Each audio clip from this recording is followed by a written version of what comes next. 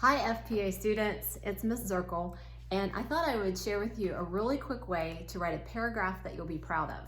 Now you might think, well, I don't need to write a paragraph because I don't like to write, and I get it, not everybody does, but there's going to be times that you may need to write a paragraph.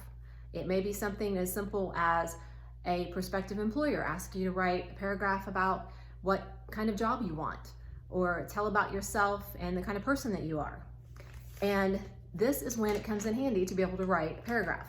So we're going to practice. If you want to get out a piece of paper or just follow along with me, you'll get the idea. It's actually pretty simple. It's a lot more simple than you might think. So first of all, I've taught English for over 20 years, but I will say that in high school, I actually got a D.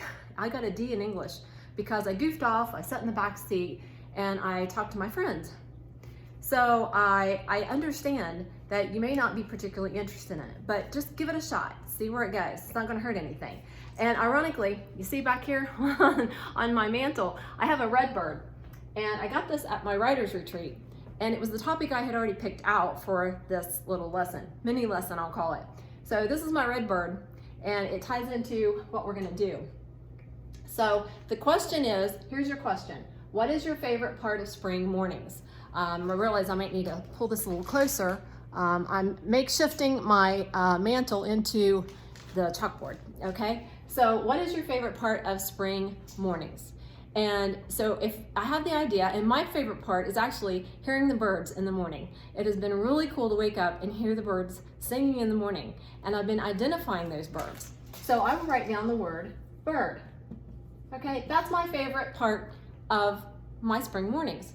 So a really quick, easy way to start your first paragraph about this is to use this exact wording from your writing prompt. That's what we would call that. What is your favorite part of spring mornings? You can use that as your first sentence. So your first sentence would say, my favorite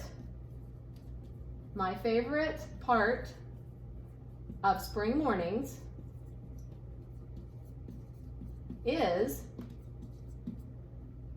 okay, hearing. I'm going to add my personal one here. You can add yours. Is hearing the birds sing. Okay, that's your first sentence. All we did was take most of the words from your writing prompt to formulate your first sentence. Easy, anyone can do that. So you can apply this to any topic. It doesn't matter what the topic is. That's the first sentence.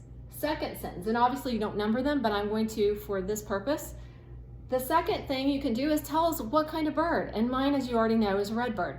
So you could say, the red bird that, okay, where is the red bird?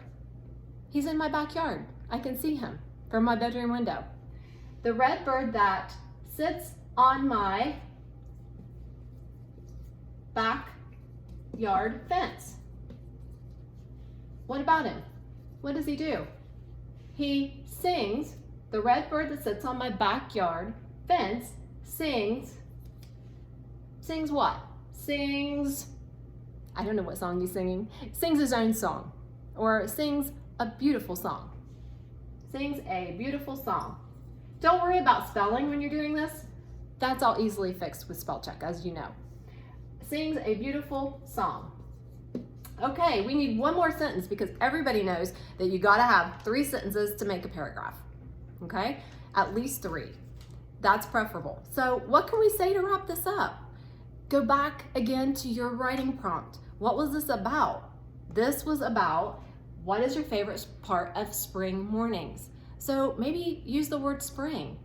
Or what else does your red bird have to, what's your red bird doing that you could wrap it up? And how does that make you feel? How does it make me feel when I hear my red bird in the morning?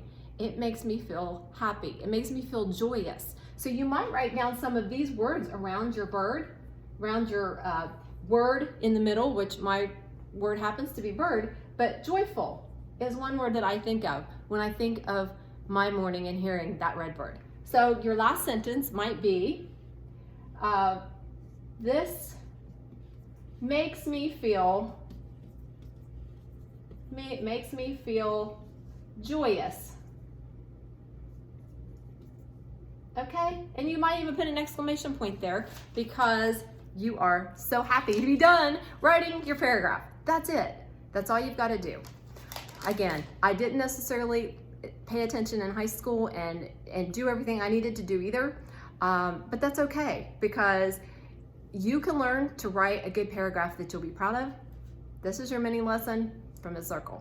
I hope it helped, and if anyone needs to get in touch with me, just shout it out.